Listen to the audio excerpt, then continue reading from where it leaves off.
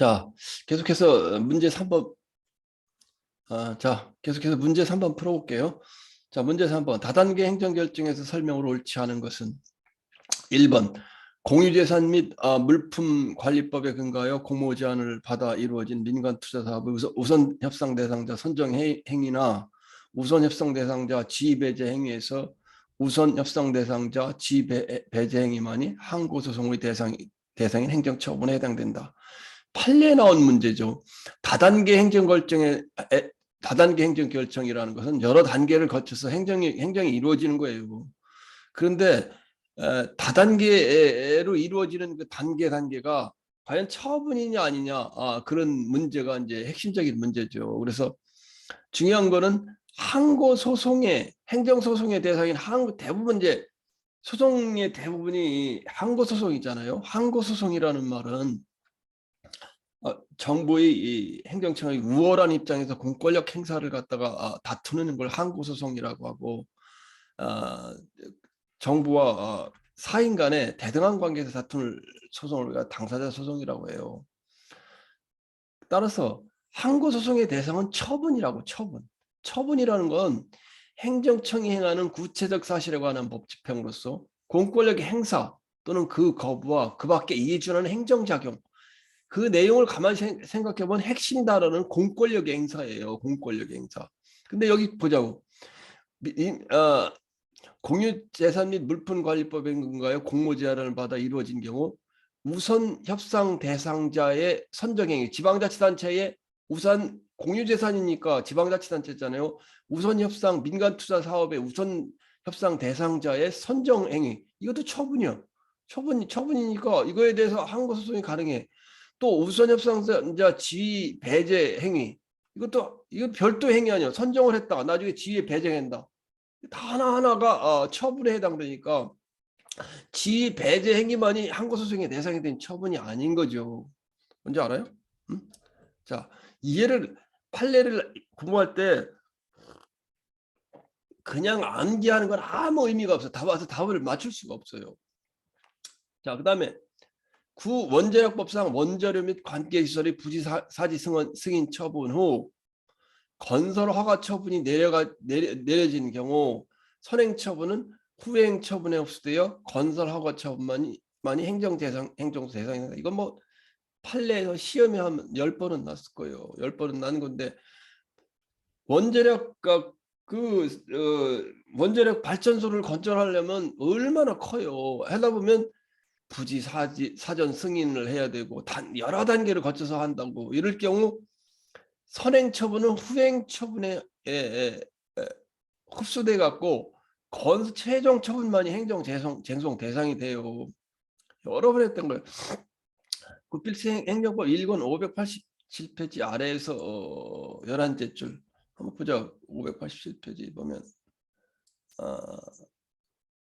그러니까 내 책은 내가 시험을 합격했고 우리 국공무원 준비하는 사람에서 국공무원 전체를 완전히 하게 해놔가지고 여러분이 특별히 잘 알 수가 있도록 만들어놨어요. 근데 왜 안 나오는 거야? 응? 581페이지라 했나? 자, 그래서 단계별 행정행위라고 그래갖고 부분허가, 여기 나오죠. 이제 사전결정, 부분허가, 그다음에 가행정행위, 기본으로 알고 있어야 돼. 이 내용들을 내 책은 이해하기 쉽게 만들고, 내가 공무원을 20년 한 사람 아니에요.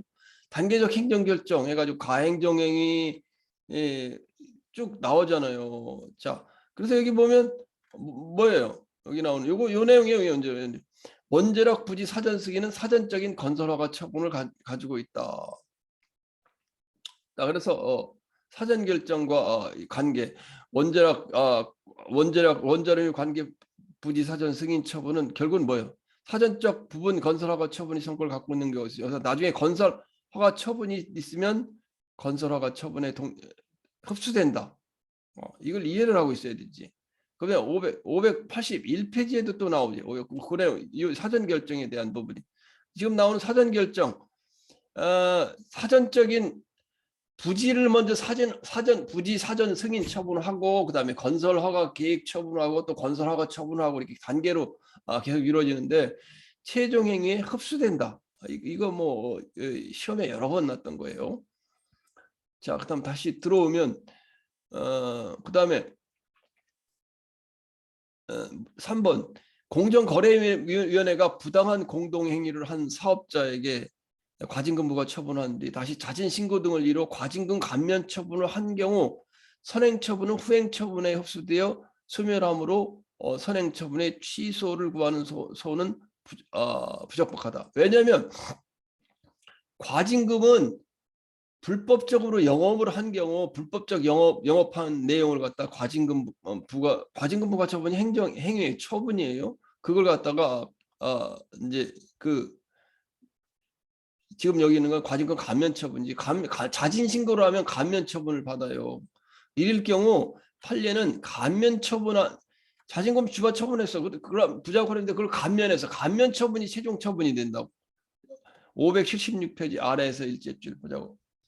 576페이지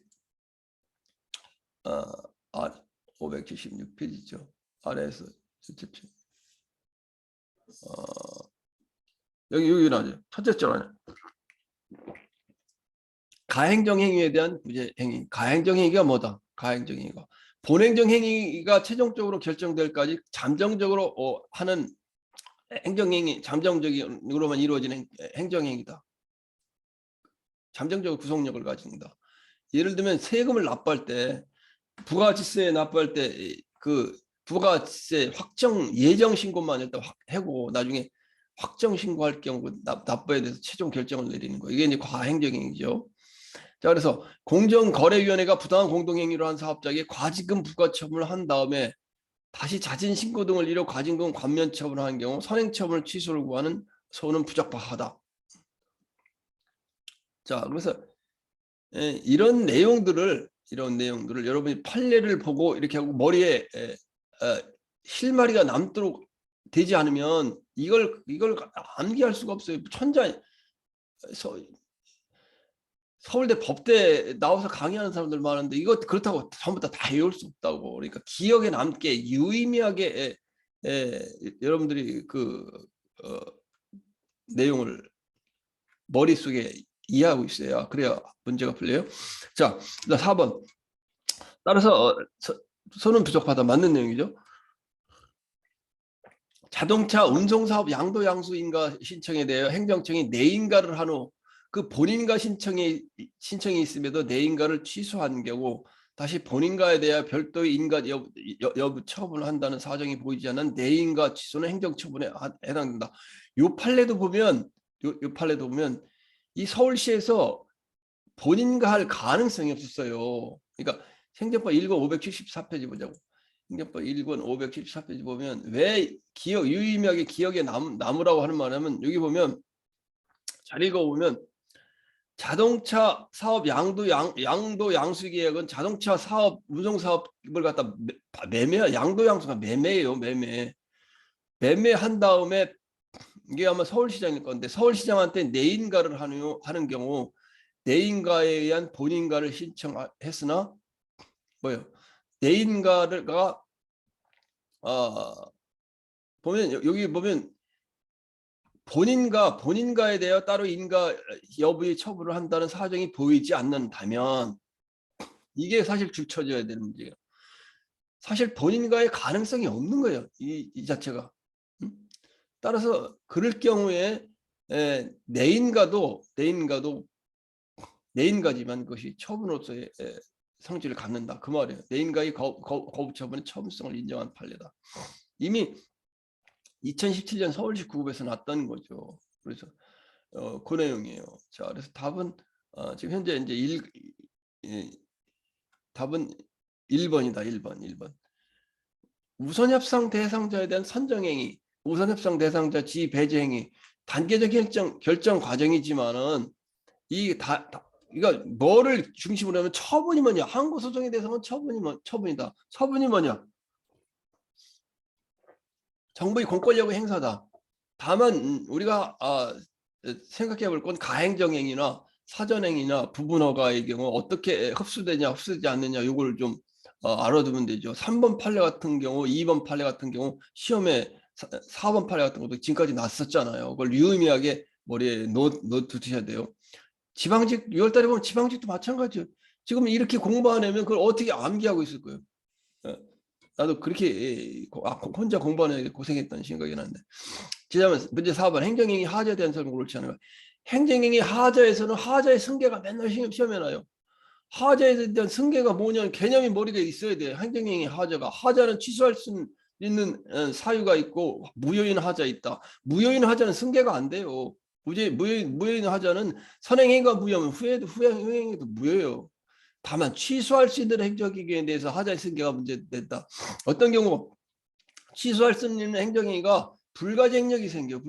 불가쟁력이란 제소기간이 지난다고. 제소기간이 지났는데 지나면 선행행위를 다툴 수가 없어. 그리고 제소기간 지났으니까. 그러니까 후행행위에 대한 소송을 제기하면서 하자의 생계가 되느냐 아니냐. 하자의 생계가 불가쟁력이 발생해도 선행행위 위법으로 후행행위를 갖다 다툴 수 있느냐 없느냐 그 부분에 대한 문제예요. 하자의 승계라는 개념을 하면은 하자의 승계라는 개념을 정확히 알고 이해해야 된다 그 말이에요. 급필생정법 하자의 승계 당연히 내 책보다 더 쉽게 하는 건 없어. 다 뭐 교수들이 해놓은 거 학원 교재 봐요. 뭔 말인지 이해가 안 가요, 여러분들. 자, 이미 불가쟁력이 발생한 보충력 변입 처분에 하자가 있더라도 그것이 당연 무효의 사유가 아닌 한 공익 근무요원 소집 처분에 승계되는 것은 아니다. 보면 자 보충력 편입 이게 구당 갔다 여성 공무원 이제 시험 보는 사람이 많은데 보충력 편입 처분과 현역 병역 신체 검사를 해요. 군대 가서 신체 검사를 하는데 현역으로 갈 건지 보충력으로 갈 건지 보충력 안에는 공익근무원도 있어. 군대 안 가고 이런데 공무원 공공기관에 가서 근무하는 거. 그런데 보충력 편입 처분과 현역 편입 처분 이걸 갖다 병역 처분이라고 그래요. 병역 처분하는데 그 부분과 그 다음에 보충력이냐 현역이냐를 나누고 그 다음에 보충력 안에서 공익근무요원이냐 뭐 면제 대상이냐 이런 걸 따지는 거는 그거는 별개의 행위로 본다고. 별개의 행위로. 따라서 이런 경우 불가쟁력이 발생한 보충력 편입 처분에 하자가 있더라 하더라도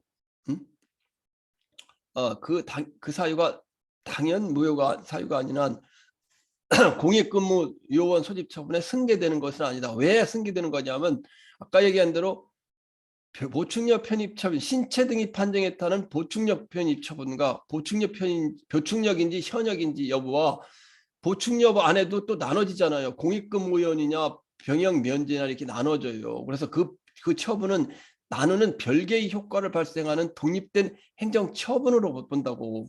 독립된 행정처분 사이에는 하자 승계가 안 된다고. 그러니까 그럴 경우에는 하자가 승계되는 건 아니다. 이렇게 이해를 해놔야지 이거를 불가쟁력이 발생한 보충력 편입 처분 공익근무요원 소집 승계 안 된다 이렇게 해서는 안 된다는 말이에요. 내가 공부하는 방법을 가르쳐 주잖아요. 보충력 편입 처분 현역병 편입 처분과 보충력 편입 처분 안에서 나눠지는 공익근무 요원 소집 요원이냐 병역 면제자 이거 나눠지는 건 별개의 행정행위이기 때문에 승계가 되는 것이 아니다. 하자의 승계는 동일한 목적으로 승계되는 경우 연속되는 경우 하자가 승계된다 그 말이에요. 이거 지금 구필행정법 1권 452페이지에 그대로 나오는 내용이에요. 근데 452페이지 좀 보자고.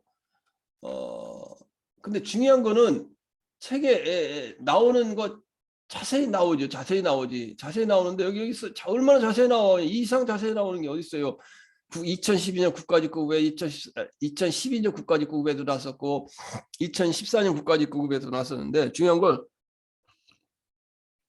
그걸 갖다 이해하라. 이해하면 판례 타이틀만 봐도 그걸 이해가 가는 거예요. 보충력 편입 처분 현역 병역 신체 검사를 하고 보충력이냐 현역이냐를 나누는 거와 그다음 보충력 안에서 공익근무 소집 요원을 할 건지 병역 면제할 건지 이건 별개의 독립된 행정행위다. 요것만 알고 있으면 별개의 독립된 행위 있기 때문에 하자 승계가 안 된다. 요것만 알고 있으면 되는 거예요. 그렇게 공부하란 말이에요. 그런 걸 가르쳐 준다. 그 말이에요. 그 필승은. 자, 두 번째, 건물 철거 명령이 당연 무효이고 불계약쟁력이 발생하였다면 건물 철거 명령의 하자를 이루 후행 대집행 계고 처분의 효력을 다툴 수 없다. 이것도 마찬가지예요.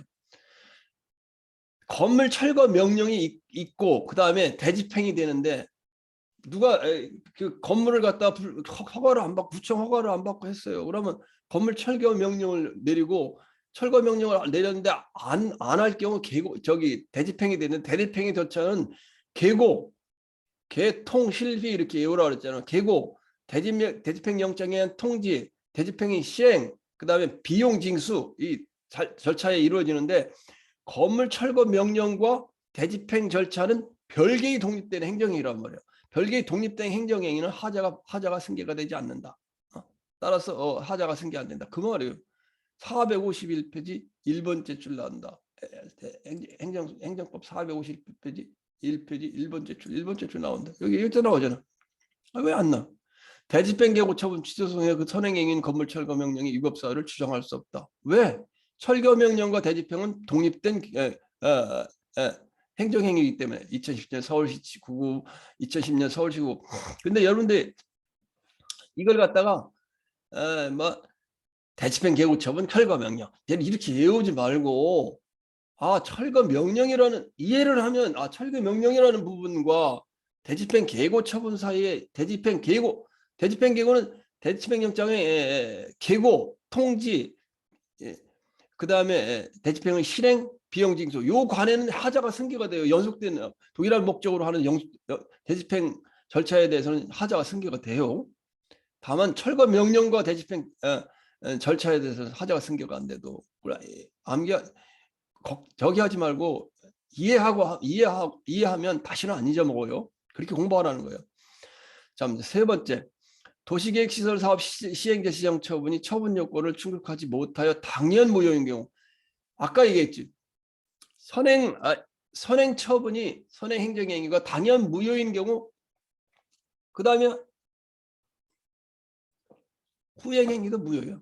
그럼 볼 것도 없는 거예요. 후행행위. 따라서 도시계획시설 사업 시행자가 작성한 실시계획의 인가도 무효이다. 사업지정자 지정 처분이 무효이면 인가 처분도 무효이다. 무효인 경우는 뭐 얘기가 안 되는 거. 이거는 판례를 볼 것도 없는 거예요. 그 원리를 그 하자 승계의 이유를 이해할 수 있으면 자 1권 448페이지 3째 줄 1권 448페이지 3째 줄 3째 줄 여기 나오죠, 그죠? 이거는 뭐 앞에서 선행으로 시험에는 안 냈었네. 필수행정법 딱 나오잖아요. 2016년 판례. 그래서 뭐를 무슨 책으로 공부한다는 거? 선행처분, 도시계획시설 사업의 시행자 지정 처분이 처분 요건까지 당연 무효인 거고 후행 처분이 소식윤리사업의 시행인가라는 처분도 무효이다.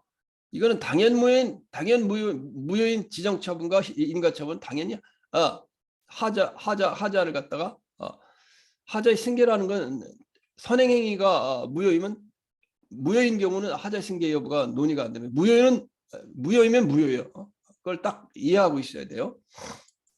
그다음에 네 번째, 선행 처분인 공무원 직위해제 처분과 후행 직계면직 사이의 하자는 승계가 인정되지 않는다. 답은 4번이죠. 이거는 공무원을 안 해본 사람은 어려워. 왜냐하면 직위해제 처분이 뭔지 이해를 못하기 때문에 그래요. 직위해제 처분은 여러분들이 어떤 게 직위해제를 말하냐면 공무원이 되면 7급, 6급, 5급, 3급 다 급이 있잖아요. 사무관. 근데 사무관이라 같은 5급이라고 그래서 5급은 직위가 있는 건 아니에요. 5급이 과장이나 계장이나 이걸 맡아야 직위가 있는 거예요. 그래서 5급인데 직위가 없는 그냥 5급도 있고 보직이 있는 도시경관과장 이렇게 직위가 부여되는 사람이 있어요. 그 직위를 도시경관과장의 직위를 해제시켜서 그걸 해제시키는 거. 이게 직위해제 처분이란 말이야.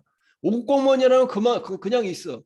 다만 도시경관과정에서는 물러나는 거예요. 그럼 그게 직위해제 처분이에요. 그래서 직위해제 처분은 원래 이 정식 징계는 아니에요. 정식 징계는 아니기 때문에 그러면 직위해제 처분, 도시경관과정에 직위해제한다는 건 그 다음에 본징계가 들어간다는 거예요.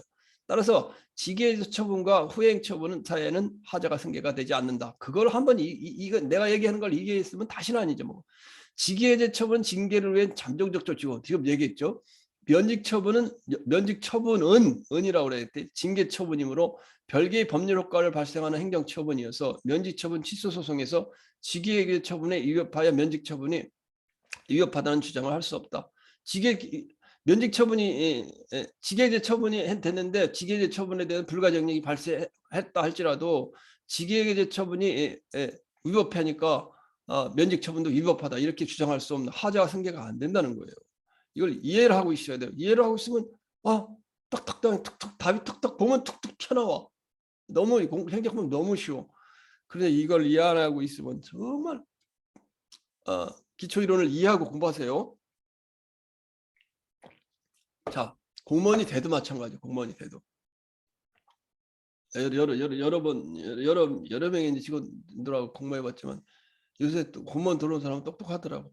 이런 거 다 공부해가지고. 자, 다음 사례에 대한 설명으로 옳은 것은 5번. 민간 시민단체 A는 관할관청 행정청 B에게 개발사업 승인과 관련한 정보 공개를 청구하였으나 B는 현재 재판 진행 중인 사안이 포함되었다는 이유로 공공기관 정보 공개에 관한 법률이네요. 공공기관의 정보 공개에 관한 법률 9조 1항 4호의 사유를 들어 A의 정보 공개 청구를 거부했다. 그러니까 공공기관 정보 공개에 관한 법률에 대한 기초 지식을 알고 있으면 풀 수 있는 문제였지, 그지? 자, 보자고. A는 공개 청구한 정보에 대하여 개별 구체적 이익이 없는 경우에도 B의 정보 공개 청구에 대한 취소 소송을 다툴 수 있다. 왜 맞는 거예요? 정보 공개 청구권은 지금 현재 정보공개법 5조 1항에 있어 이루어진 구체적 이익이에요. 구체적. 따라서 정보공개를 신청했는데 거부하면 바로 취소소송을 개별 구체적 이익이 없는 경우에도 취소소송을 제기할 수 있다고. 1권 670페이지 6제줄. 행정 1권 670페이지 6제줄.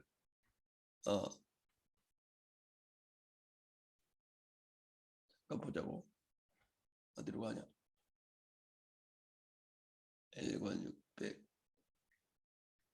670페이지가 됐네.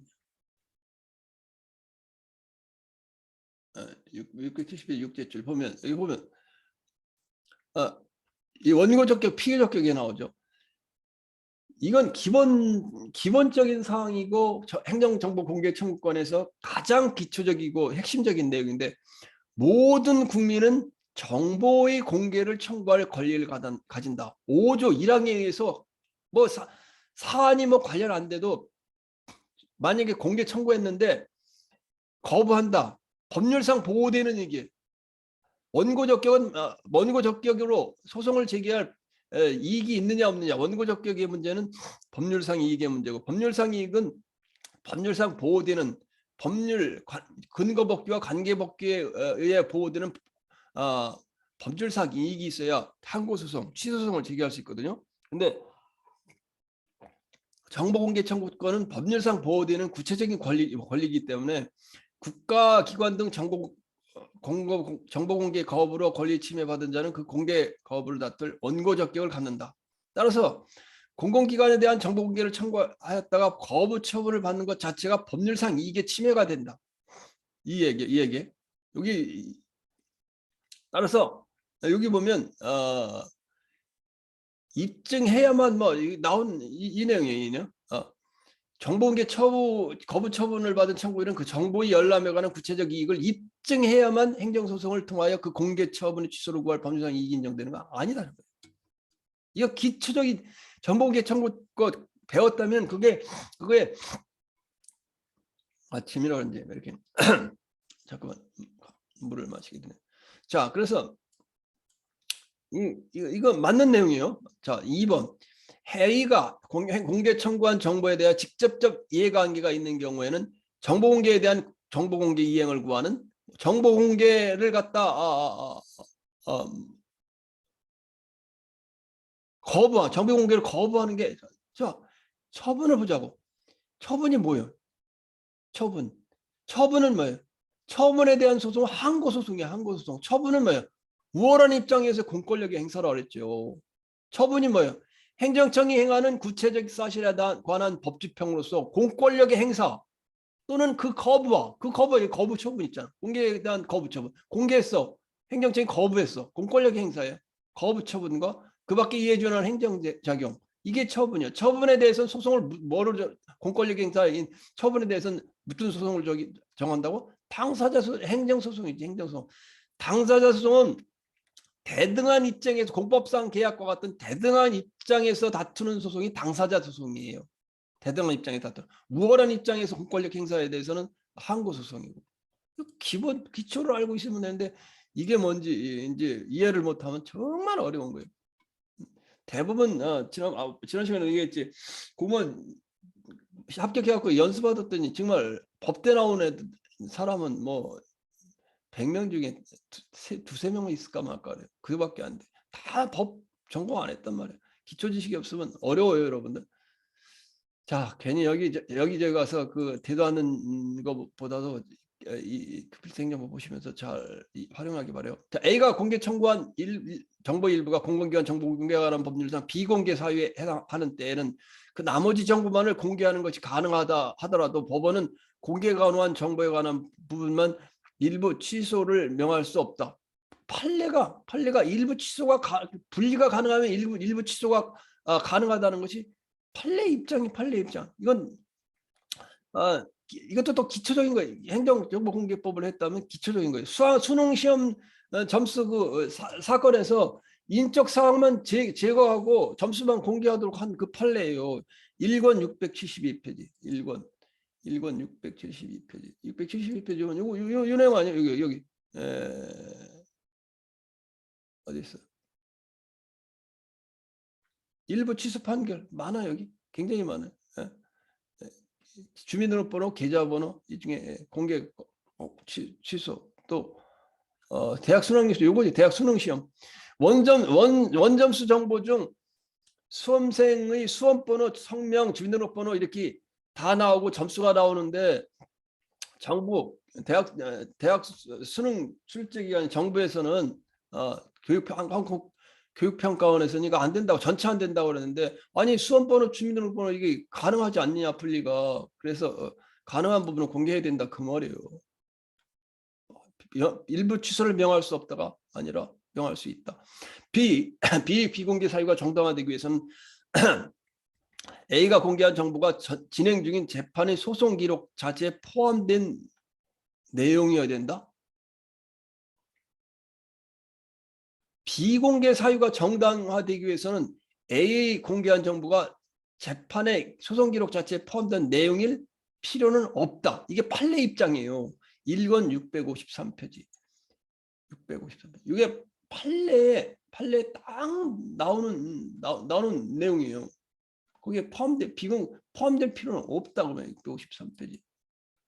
653페이지 보면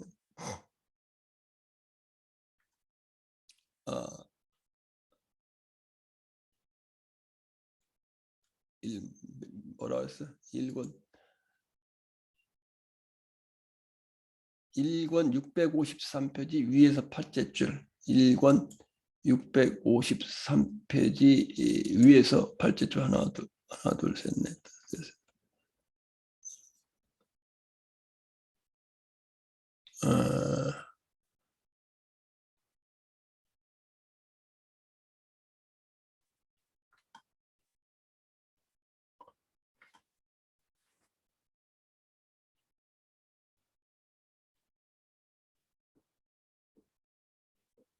650 몇 페이지라는 거예요. 왔다 갔다 찾으려니까 힘드네. 653페이지라고. 위에서 팔째 줄.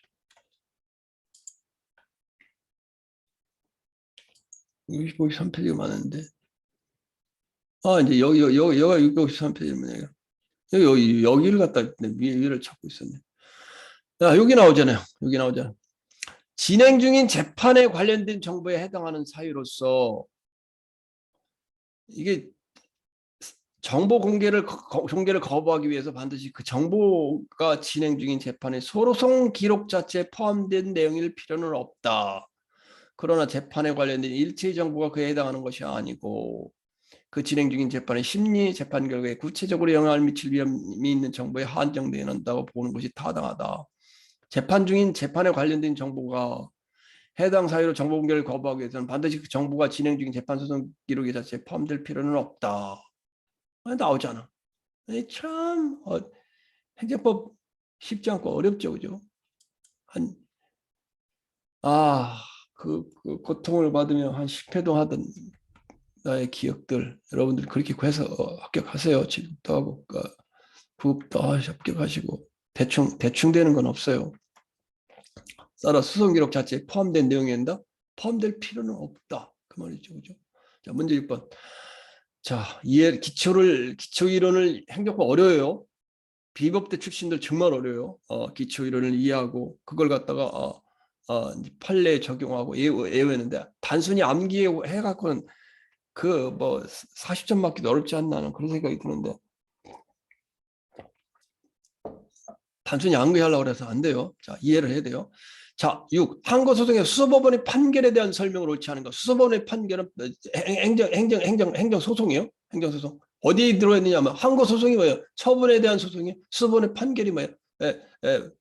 행정법원의 판결에 대한 거예요. 옳지 않은 것은 행정처분의 취소를 구하는 도에서 비록 행정처분의 이유로 취소 판결을 받았다 하더라도 취소 판결을 받았어. 하더라도 왜 이렇게 왔다 갔다 하냐? 위법한 처분해야 위법한 상태를 원상회복시키는 것이 불가능한 경우에는 원칙적으로 취소를 구할 법률상 이익이 없으므로 수소법원은 소를 각하해야 된다. 참 어렵다. 처음 공부하는 사람은. 그지? 왜? 이해하지 못하니까. 각하냐 기각이냐는 각하는 소송 요건에 대한 부분이고 기각은 이유에 대한 불합 판결에 대한 부분이에요. 그럼 소송 요건에 관한 부분은 각하를 판결하는데 그 합법 판결에 해당되는 사안들이 뭐냐? 여기 나왔잖아. 관할권.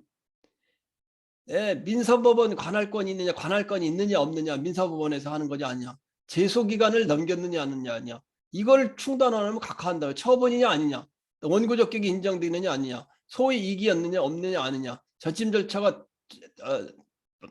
절차는 행정심판 절차를 거쳤느냐 안 거쳤느냐, 거쳐야 되는 경우 거쳐야 되는데 안 거쳤으면 각하요.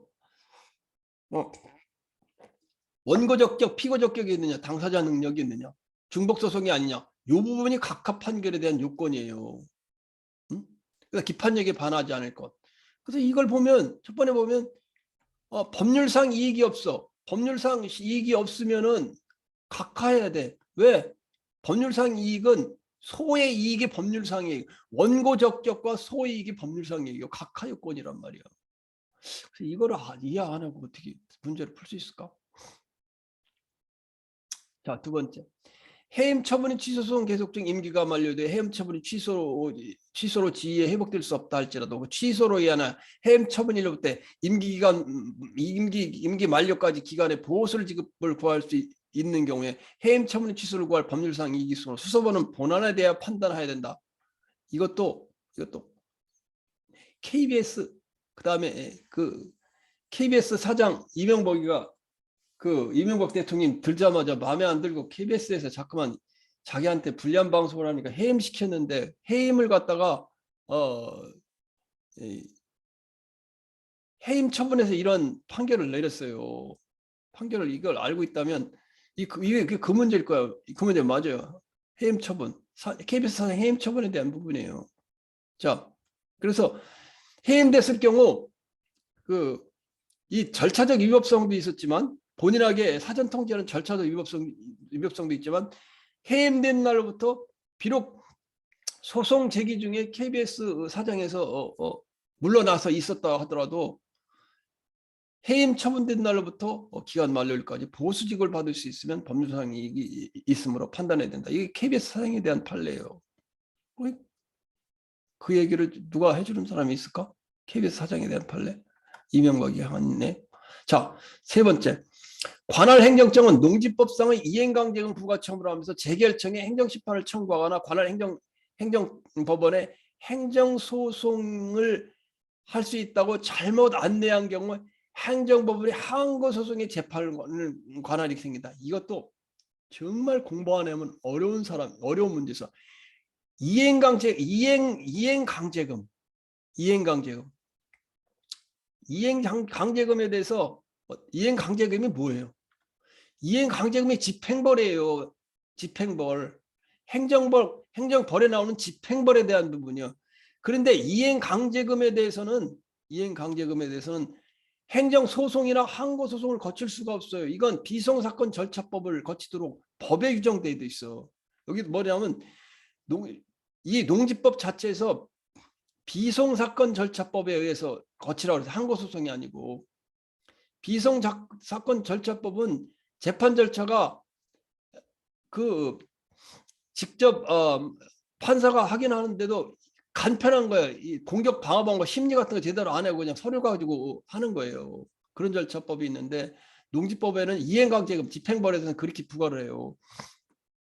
따라서 이것은 항고소송이나 행정소송이 아니라 비송 절차법인 민사소송으로 해야 돼요.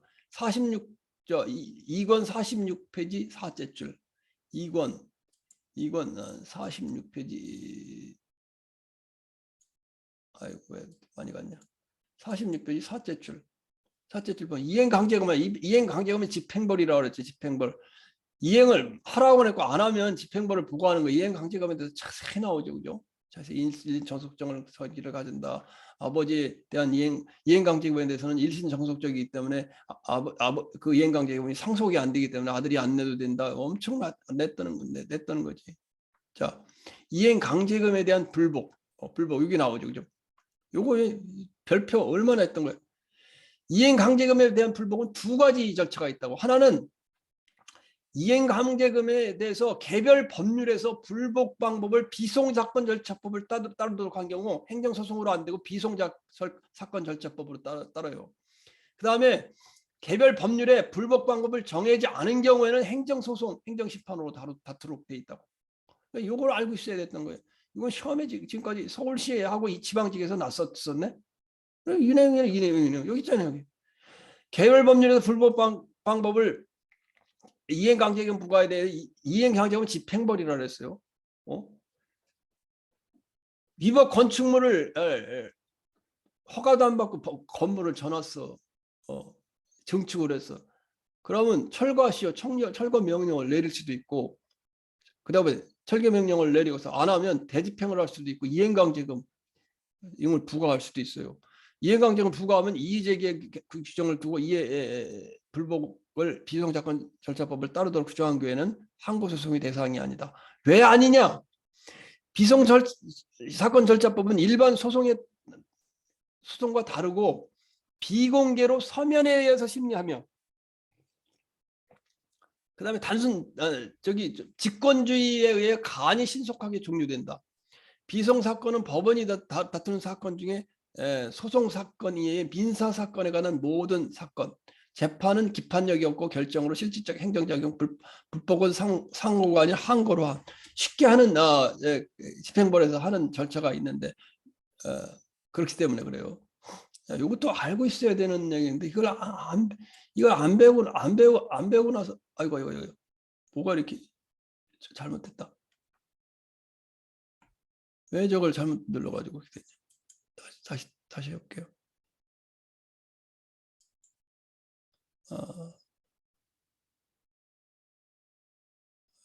그 문제를 잘못 눌러갖고 그렇게 됐네.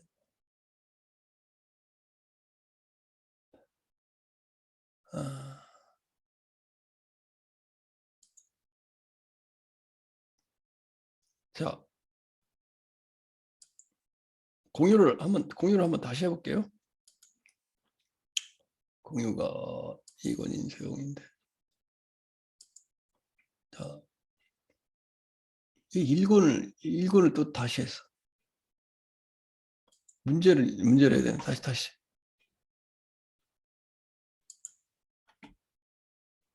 그냥 문제를 잘못해가고 저거가 됐네. 응? 아유, 저렇게 되네.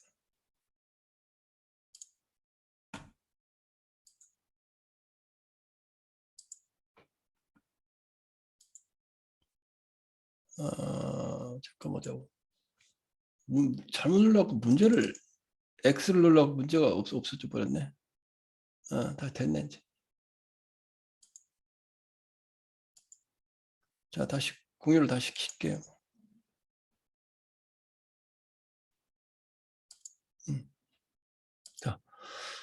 자, 그래서 아까 어디까지 했었나? 근데 시간이 좀 많이 걸리긴 하네.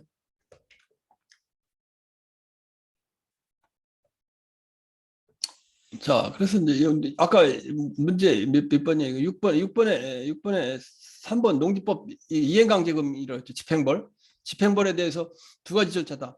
하나는 개별 법률에 비상사건 절차법에 정해져 있는 경우 비상사건 절차법에 의해서 쟁송을 할 수 있다. 다만 거기 개별 법률이 없을 경우는 행정소송, 행정심판으로 한다. 그다음 4번 행정소송법 제19조가 말하는 재결 자체의 고유한 위법이란 원처분에 넣고 재결에만 있는 경우 재결청의 권한 또는 구성의 위법 또는 재결의 절차, 형식의 위법 또는 내용의 위법을 뜻한다. 맞는 내용이죠, 그죠? 자, 여러 번 이거 내 강의를 하면서 여러 번 얘기했어요. 저기 행정소송의 항고소송의 대상이 될 수 있는 건 처분 또는 행정심판 재결이에요. 법에 나오는 거예요. 행정심판 재결. 행정심판 재결이 될 수 있는데 행정심판 재결에 대한 항고소송은 재결 자체에 고유한 위법이 있는 경우를 말하고 그렇지 않으면 원처분을 대상으로 행정소송을 제기하게 돼요. 재결 자체의 고유한 위법이란 재결을 할 때 행정심판위원회에서 재결을 할 때 행정심판 구성위원이 잘못됐다거나 지금 구성의 위법이 행정 재결청이 권한이 없다거나 또는 재결의 절차나 형식의 위법이 있는 경우 이런 경우는 이제 재결 자체의 고유한 위법이라 내 강의를 들으면 여러 번 나온다고. 재결 자체의 고유한 위법이 있는 경우 재결에 대해서 상고소송을 하고 그렇지 않은 경우는 원처분을 대상으로 한다. 자, 문제 7번 행정법 관계에 대한 설명으로 왜 이렇게 오르락내리락 하냐. 행정법 관계에 대한 설명으로 옳지 않은 것은 군인연금법령상 급여를 받으려고 하는 사람이 국방부 장관에게서 급여 지급을 청구하였으나 거부된 경우 곧바로 국가를 상대로 한 당사자 소송의 급여를 지급을 청구할 수 있다. 이것도 내 그 판례 보고 해설을 보고 그 내용을 보면 굉장히 여러분들 이해하기 어려운 내용이에요. 국방부 장관에서 나도 이제 퇴직을 했는데 연금을 받으려면 일단 국방부 장관에서 군인연금법상 급여 청구를 해가지고 군인연금 대상자로 선정이 돼야 돼요. 선정이 되느냐 안 되느냐 여기서 국방부 장관에게 군인연금 지급을 청구했으나 거부된 경우 거부에 대해서는 당사자 소송이 아니고 뭐냐면 항고소송 처분이니까 나 군대에서 나올래요. 돈 주세요. 퇴직금 주세요. 그런데 안 줘, 안 돼. 이걸 결정하는 건 처분이에요. 공권력 행사예요. 우월의 입장에서. 그거는 처분이기 때문에 항고소송으로 된다고. 항고소송으로 해야 돼요. 당사자 소송으로 직접 할 수 없어. 항고소송으로 처분을 갖다 취소시켜야 돼요.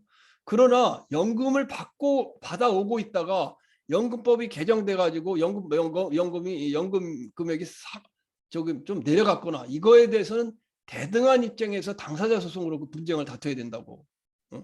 자, 이게 2권 645페이지 2번째 판례. 2권 645페이지.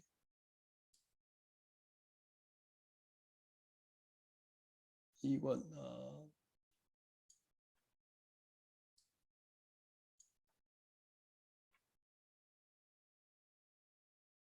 640.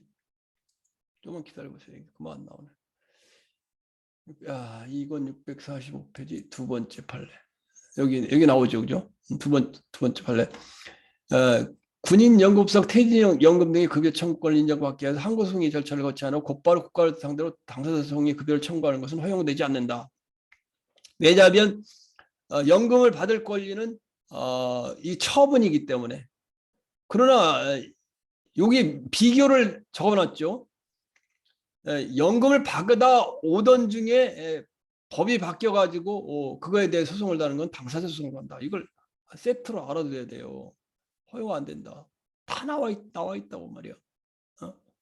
공부 대충 해가지고는 안 된단 말이죠. 자, 그 다음에 얼로 들어가야 돼. 다시 국가직 문제로 들어가야 돼. 자, 법무사가 사무원을 채용할 때 소송 지방 법무사로부터 승인을 받아야 할 의무는 공법상 의무이다. 옳지 않은 것은 급여를 청구할 수 있다. 당사자 소송으로 급여를 청구할 수 없어요. 당사자 소송 이거는 항고 소송으로 우선 할 수 있는 거예요. 항고 소송으로. 당사자 소송은 받아오던 중에 법이 개정되는 당사자 소송을 할 수 있고, 법무사가 사무원을 채용할 때 소송 지방 법무사로부터 승인을 받아야 할 의무는 공법상 의무이다. 지방 법무사회가 이거 작년에 국가직에 2021년 국가직에 나왔던 거예요. 국가직에 나왔던 거예요. 시험에. 국가직 정리하고 들어갔으면 이건 맞추는 내용 아니에요. 맞추는 내용. 지방 법무사회는 공무수탁 사인으로 법무사의 회원 가입이 강제되고 법무사의 사무원 채용에 대한 공권력을 행사하는 기관이에요. 2021년 국가직에도 났던 거예요. 2권 463페이지. 2권 463페이지 두 번째 판례. 이거 불새 행정부 법당은 맞췄을 거 아니야. 2권 463페이지. 2권 463페이지 보자. 왜들 좋은 책이 있는데 다들 대도 않는 거 얘기가 가서 그렇게 학원에 가서 고생들만 하고 있는지 난 이해가 안 가는 거예요. 202권 463페이지. 460 이게 463페이지. 여기 지방법무사에 있네. 2021년 국가직구급여라고 책 안에. 이거 작년에 시험에 났던 그대로 있으니까 이걸 봤어야 될 거 아니에요. 그거 어려웠던 거 아니에요. 도대체 뭘 보고 다니는 거예요. 지방법무사회는 공무수탁 사유로 공권력이 행사하는 행정청이다. 이걸 알고 있어야 되는 거지. 자, 그다음에 세 번째. 사무처리 긴급성으로 해양경찰이 직접 지휘를 받아 보조로 방제 작업을 한 경우 사인이 그 사무를 처리하여 지출할 필요빈의 유익비 상환은 국가에 대한 민사소송으로 청구할 수 있다. 요거 보면 사무관리예요. 사무관리는 법정 의무가 없음에도 사무를 관리하는 경우 필요한 상환은 민사소송으로 제기해야 된다. 행정상 사무관리는 특별한 규정이 없는 한 민법상 사무관리에 관한 규정을 적용한다. 지금 뭐 민법의 민자도 모르는데 그 민법 얘기를 또 하고 있으니 여러분, 내가 처음에 공부할 때 얼마나 행정법이 어려웠냐. 도대체 이해가 안 가. 이건 애개요. 나중에 이제 민법 총칙, 형법 총칙 이거 헌법 기초를 다 배우고 나니까 그때 이제 이해가 가더라고. 여러분이 아무것도 모르고 지금 이거만 하니 민법상 사무관리 뭐 이건 정말 하늘나라 얘기지. 법대 나온 사람을 생각하지 마세요. 법대 나온 사람은 민법, 헌법, 형법 기초를 다 기초가 돼 있으니까 쉽다고 그러나 여러분 이해가 안 되는 거예요. 1권 137페이지. 1권 137페이지 나온다. 1권 사무관리. 법률상 의무가 없음에도 불구하고 그걸 한 경우 사무관리가 해당돼요. 137페이지. 1권 137페이지였어. 이거 안 나와주지. 안 나오고. 130. 사무관리. 사인에 의한 사무관리. 여기 보면 있죠. 요 판례 요거 판례 아니 요 판례 그냥 그대로 나온 거 아니에요, 봐. 사인에 대한 사무관리의 경우 원칙적으로 사인이 법률상 근거 없이 국가의 사무를 수행할 수 없다는 점을 고려해 사인이 처리한 국가의 사무인데 처리할 수 있는 형질 것이 아니다. 요 판례 그대로 났잖아요.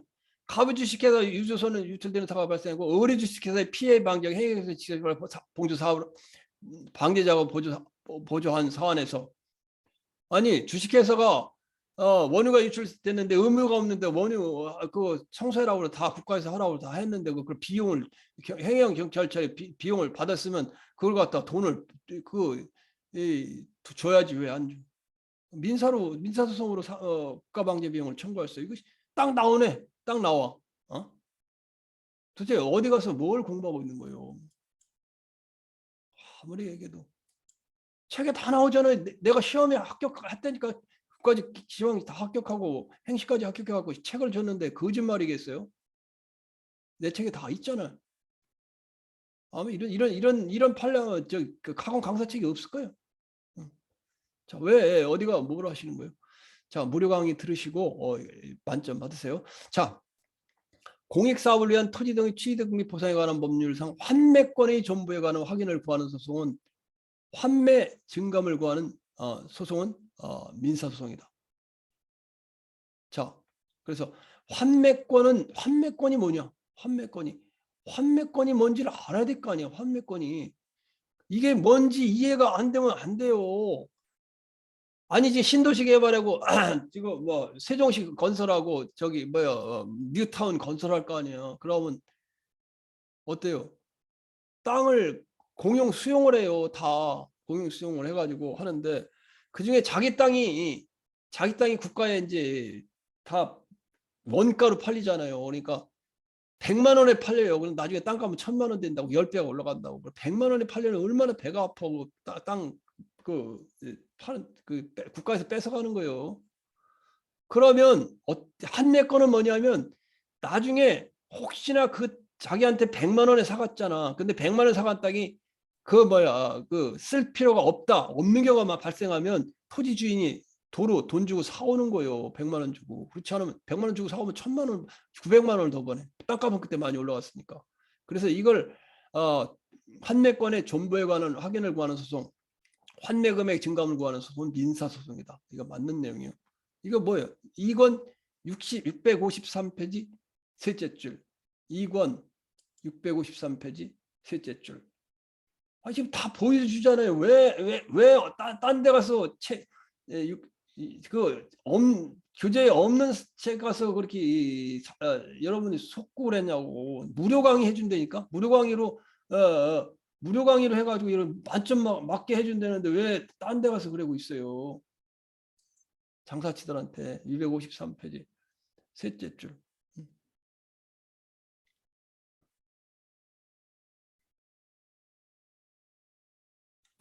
몇 페이지라고 금방 떠들다고 잊어먹었네.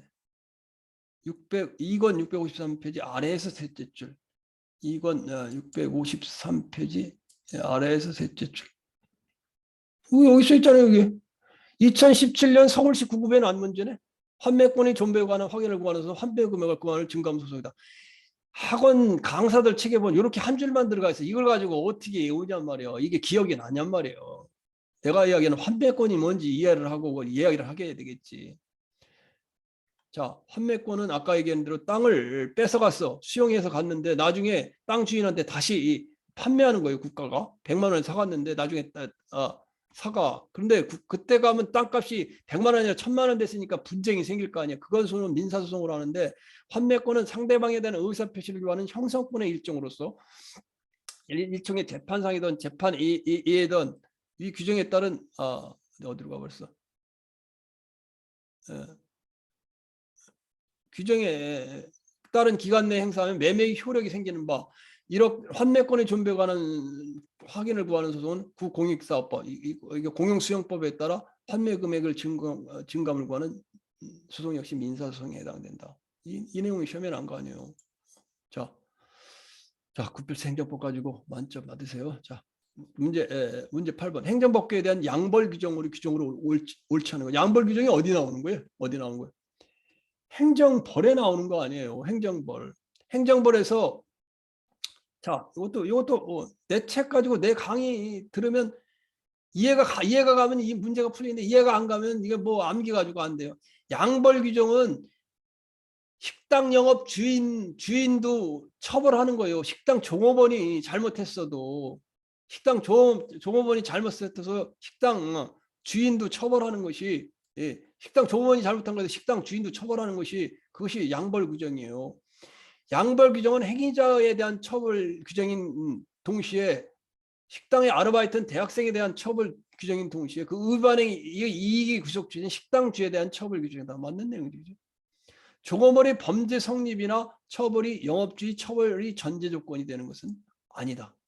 이것도 맞는 내용이에요. 이거 뭐냐면 나이트클럽에서 나이트클럽에서 미성년자 못 들어가잖아요. 못 들어가는데 나이트클럽의 문을 나이트클럽에 문을 지키는 사람, 신분증 검사하는 사람 있잖아요. 그 사람이 잠깐 화장실이고 자리를 비웠어. 비운 사이에 다른 사람이 와서 검표를 해줬어. 검표를 했는데 미성년자를 들어보낸 거예요. 그러면 이거 없는데 대리해서 한 거 아니에요. 그러면 이게 원래 아르바이트 거기 대리로 한 사람이 그 미성년자를 보내드렸는데 거기 아르바이트 그 종업원이 한 행위가 위법인지 아닌지 이게 다 터졌다고 법원에서. 그런데 법원은 그런 거 묻지 말자면 그런 거 묻지 말고 나이트클럽 주인도 책임이 있다 그 말을 한 거예요. 그 말. 종업원의 범죄 성립이나 처벌이 아까 종업원이 신분증 검사하다가 잠깐 다른 데 가고 다른 사람한테 맡겨서 미성년자를 들여보냈던 거 아니에요? 그거 상관없이 영업주의 처벌 전제 조건이 되는 건 아니다. 이거. 영업주는 처벌한다 그 말이에요. 이거. 판례를 알고 있으면 이해 가는 거예요. 구필수행정법 2권 664페이지 구필수행정법 2권 64페이지 아니 뭐를 하는 거예요 여러분들. 자, 이렇게 좋은 책이 나와 있는데 왜 어디 가서 뭘 하고 계세요. 여기 그냥 온갖 광고 선전 그냥 얼마나 뭐 해커 쓰고 광고 선전을 하는지 내가 광고 홍수를 보내더라고. 대기업이 횡포를 보내는데 자 표시라고요. 양벌 규정에 몇 페이지 나온다는 거예요.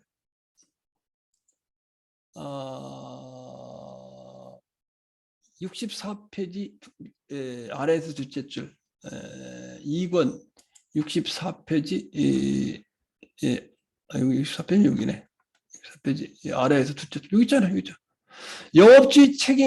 영업주의 책임이 선임감독상 과실 책임이기 때문에 조업원의 범죄 성립이나 처벌이 영업주의 처벌이 전제 조건이 될 수 없다. 2019년 서울시 구급, 2018년 지방직구급 여기 나온 그 판례 내용들이 하나 두 개 있는데 지금 두 번째 한 내용이 그 내용이에요. 두 번째 한 내용이 내가 한 내용이란 말이에요. 판례를 공부 안 하고 그 내용을 내가 설명하고 이해할 수 있을까? 시험에 맞출 수 있을까? 뭔 말인지 이해가 갈까? 참 의문이야. 자, 법인 대표자의 법규 위반 행위에 대한 법인의 책임, 법인 자신의 법규 위반 행위로 평가될 수 있는 행위에 대한 법인은 직접 참여 책임다. 법인 이사가 한 것에 대해서 법인이 책임을 져요. 그런데도 이건 직접 책임이라고. 이것도 나오는 거예요. 법인이 범죄의 고의에 대한 직접 책임이라고 딱 나와. 2권 64페이지 네 번째 판례. 2권 64페이지 네 번째 판례. 네 번째 판례.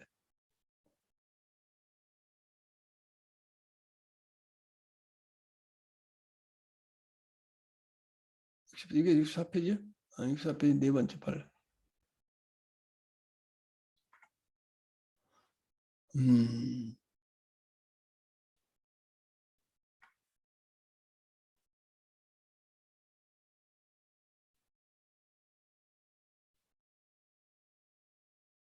여기 나오잖아. 2017년 국가직구고 2012년 지방직구고 여기 나오잖아. 법인 대표자의 법규 위반 행위에 대한 책임, 법인의 책임은 자신의 법규 행위로 평가될 수 있는 행위에 대한 법인의 직접 책임이다. 직접 책임. 직접 책임이다. 자, 여러분들 책 뭐 열심히 공부하고 이해하려고 해야 돼요. 이해하지 않고는 행정법 얼마나 어려워요. 어렵고 뭔 내린지 뭔 말인지 돌아가는 이해할 수가 없다고. 자, 그 다음에 양벌 규정에 의한 법인의 처분은 어디까지 행정제적 제재의 처분일 뿐 형벌과는 성격을 달리한다. 지금 행정 형벌 이게 지금 이게 어디 있나 한번 보세요. 양벌 규정이 어디 나오나 보세요. 일단 큰 틀에서 행정 형벌의 특수성이야. 행정 형벌의 특수성, 고의 과실, 행정 형벌에 나와. 양벌 규정이지 행정 형벌에 나온다고. 행정 형벌에 나오기 때문에 행정 형벌은 그냥 형벌하고 똑같은 거예요. 행정 형벌은 형벌을 과하는 거예요. 형사벌과 마찬가지인 게 형사벌과 마찬가지로 처벌하고 그 감옥에 가두고 하는 게 행정벌이에요. 응? 이 맥락이 여기서 나오는데 이게 뭐라고? 행정적 제재 처분이라고? 행정 제재 처분이 아니라 형벌이 형벌. 행정벌은 형벌이란 말이에요. 형벌과 행정 질서벌이 있잖아요. 행정 형벌에 해당되는 건 형벌이란 말이에요. 4번이 틀렸지. 행정벌하니까. 자, 9번, 10번까지는 하고 좀 쉬었으면 좋겠네. 시간. 자, 9번. 과징금 부과 처분에 대한 설명으로 옳지 않은 것은 과징금이 뭐예요? 과징금이 회사에서 또는 기업에서 불법적으로 독점해갖고 영업 이득을 취해요. 뭘 만들어가지고 그럴 경우 그거에 대한 법을 위반해서 불법 이득을 취한 것에 대한 환수하는 조치가 과징금이에요. 독점 규제 및 공정거래가 하는 법률상 과징금은 법이 규정한 범위 내에서 그 부과처분 당시까지 부과관청이 확인한 사실을 기초로 이례적으로 확정돼야 할 것이지 추후에 부과금 산정 기준이 되는 새로운 지표가 나왔다 해도 새로운 부과처분을 할 수 있는 것은 아니다. 과징금은 보자고. 여기 부담적 행정행위로서 법령의 근거 규정이 있어야 된다. 2권 100페이지 3째 줄. 2권 100페이지. 자, 책을 음미하면서 읽고 그래야 돼요. 과징금 100페이지 3째 줄. 부담적 행정행위로 법령의 근거 규정이 있어야 된다. 따라서 과징금 부과처분은 법령에 근거가 있어야 된다. 여기 보면 변형된 과징금에는 일반 과징금과 변형된 과징금이 있었죠. 변형된 과징금은 과징금을 영업정지를 할 걸 갖다가 과징금으로 돈으로 매기는 걸 변형된 과징금이라고 해요. 과징금의 유형, 그다음에 과징금의 처분 기준 및 과징금 포괄 생겨야 된다. 가산세, 과징금. 자, 과징금은 법적 근거가 있어야 된다. 자, 그다음에 두 번째. 자, 맞는 내용이죠. 영업정지에 가름에 부과되는 이른바 변형된 과징금의 부과 여부는 동성상 행정청의 재량행위다. 이것도 재량행위죠. 맞는 내용이죠. 그죠? 변형된 과징금은 재량행위다. 영업정지를 할 걸 돈으로 매기는 거예요. 그다음 과징금은 행정상 제재금이고 범죄에 대한 국가의 형벌권의 실행이 아니므로 행정법규 위반에 대한 벌금에 과징금을 부과하는 것은 이중처벌금지 원칙에 위반돼야 된다. 이것도 맞는 내용이죠. 그죠? 과징금은 행정상 제재금이고 행정형벌은 과징금 돈으로 묻기도 하고 또 형벌권, 행정형벌권을 행사하기도 해요. 자, 이중처벌 그대로 나오는 거예요. 2권 98페이지. 2권 98페이지 아래에서 둘째 줄. 2번 98페이지 아래에서 둘째 줄. 여기 나오죠. 행정형벌과 과징금은 병가가 가능하다. 왜? 서로 목적이 다르다. 하나는 행정벌이고 하나는 형사벌이기 때문에 동시에 처벌이 가능하다. 그 말이에요. 병가라는 건 동시에 처벌이 가능하단 말이에요. 4번 부동산 실권리자 명의 등기에 관한 법률상 명의신탁자에 대한 과징금 부과 여부는 행정청의 재량이다. 부동산을 사는데 내 이름으로 사는 게 아니라 다른 사람 이름, 할머니 이름, 또 다른 사람 이름으로 사면 부동산을 그렇게 사면 안 되죠, 그죠? 그 실명제 위반이니까. 이럴 때는 법에 의해서 세금이 실명제 위반자에 대해서는 부동산 가격의 30%를 부동산 실명법에 의해 부과되는 기속행위다. 법규정에 의해 부과되기 때문에 재량성이 없다. 구필세 행정법 2권 101페이지 1째 줄. 구필세 행정법 2권 101페이지 1째 줄. 보면 101페이지가 맞아? 101페이지 1째 줄.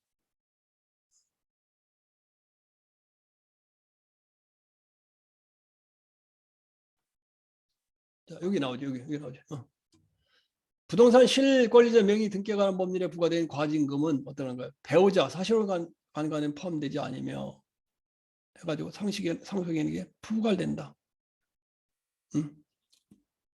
이 판례와 관련해서 유사하게 문제를 낸 거죠. 자, 10번까지는 하고 좀 쉬었다 하면 좋을 것 같으네. 시간이 많이 걸리니까. 자, 이 해설 강의를 여러분 들으시면서 어떻게 공부해야 되는지, 무엇을 해야 되는지 그런 걸 알고 또 지방직 시험을 잘 준비할 수 있기 바라요. 10번까지만 하고 좀 쉬었다가 나머지는 하도록 할게요. 행정사 손해배상에 대한 설명으로 옳지 않은 거. 정말 내가 참 공부한다고 법대에 가서 행정법을 듣는데 손해배상 이걸 논술식으로 시험 봤던 기억이 정말 아무것도 알지 못했던 시간이 있었는데. 자, 봐. 국가배상 청구권의 소멸시효 기간은 지났으나 국가의 소멸시효 완성을 주장하는 것이 신의 성취에 원하는 권리남용에 해당될 수 없어 배상 책임을 이행한 경우 국가는 원칙적으로 해당 공무원에 대해 구상권을 해석할 수 없다. 이 요거에 대한 걸만 읽어가지고 뭔 내용을 알겠어요.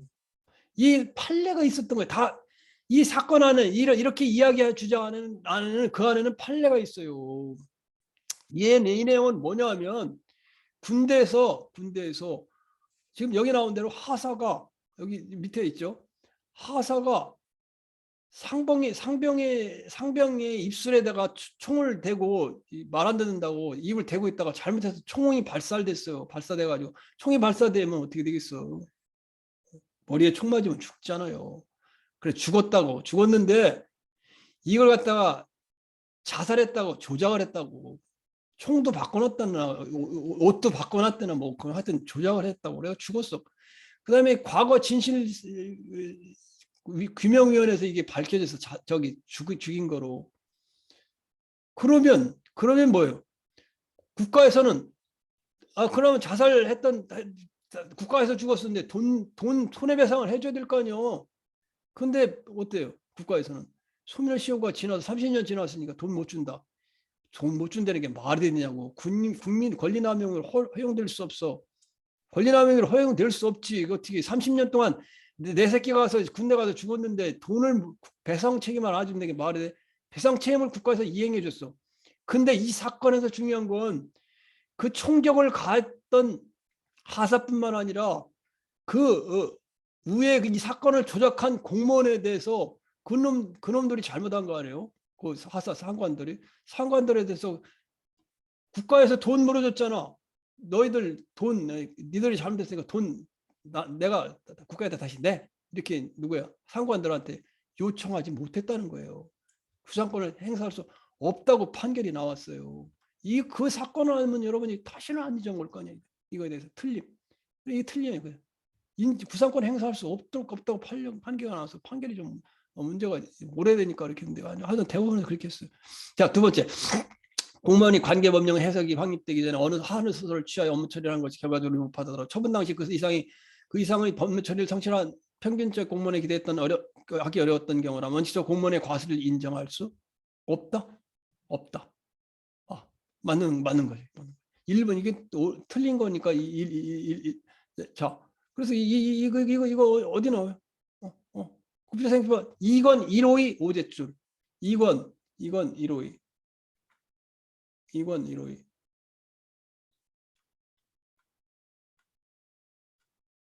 2권 152 오제줄 2권 152 오제줄 하나 둘 셋 넷 다섯 여기 있네.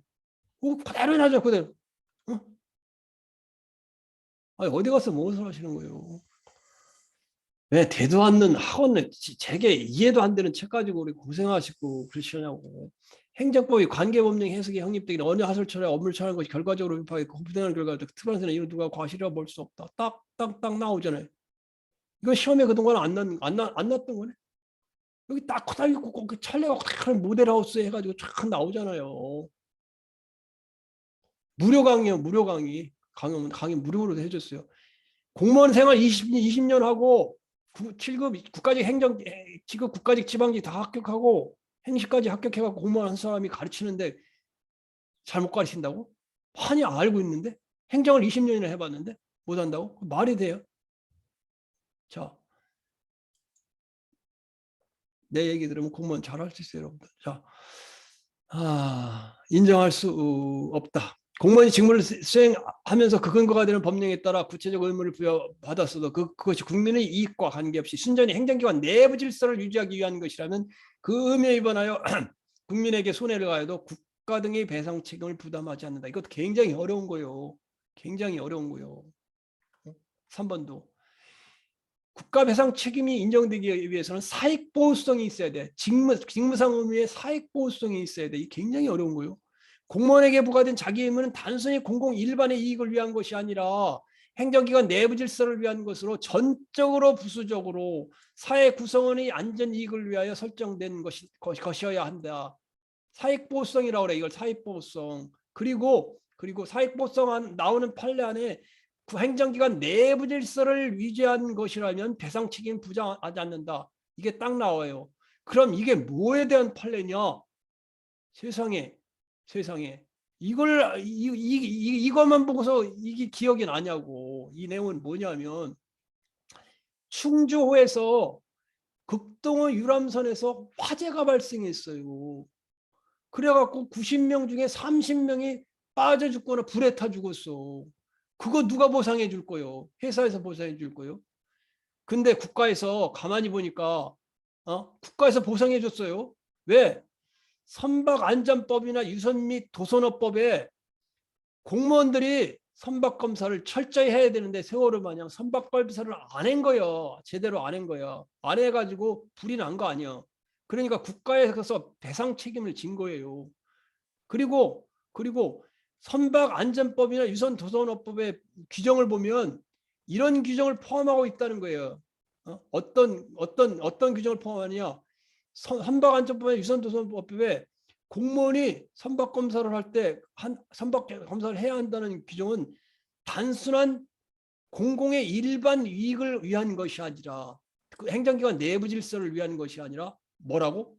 전적으로 또는 부수적으로 사회 구성원 국민 개개인의 안전과 이익을 보호하기 위한 것이 바로 그 안전 검사 규정이었다는 거예요. 따라서 30명에 대한 배상 책임을 인정해서 이거 직무 의무의 사회보호성이요. 이거 아주 중요한 판례. 이걸 알고 있었다면 이게 이해가 가고 풀리지. 그렇지 않다면 이게 이해가 가냐고. 이것만 달달달달 외우고 있는다고? 그 미련한 공부예요. 현명한 공부를 하세요. 행정처분이 후에 항고소송에 의해 취소됐다 할지라도 그 기판력에 의해 당해 행정처분이 곧바로 공무원이 고의 또는 과실로 인한 것으로 불법행위를 구성을 단정할 수 없다. 이것도 굉장히 어려운 거야. 이게 행정법에서 내가 보니까 첫 번째로 어렵고 공정력이 두 번째 어려웠고 어려운 거예요. 이게 뭔지 알아요? 항고소송이 뭐예요? 항고소송이 소송은 위법성을 다투는 게 소송이에요. 위법성을.